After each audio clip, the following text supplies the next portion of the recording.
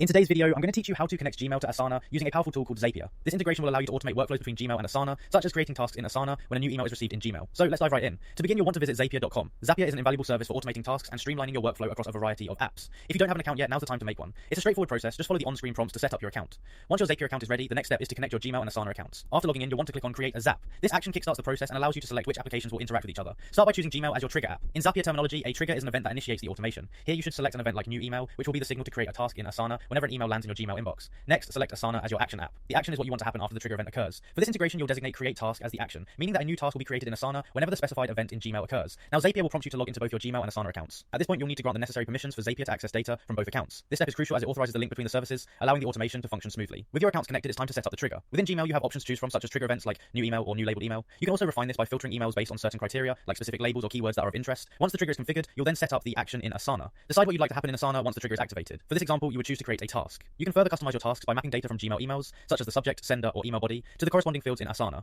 All the pieces are now in place to test your Zap. Run a quick test to ensure everything is working as expected. You'll want to see that an email arriving in your Gmail inbox is seamlessly transformed into a task within your Asana project. If your test is successful and everything looks good, the final step is to activate or publish the Zap. From this point on, it will run automatically in the background, saving you time and effort as your Gmail and Asana accounts work together without any manual intervention. And there you have it, a streamlined process to keep your tasks organized and efficient, all done within just a few clicks. Happy automating.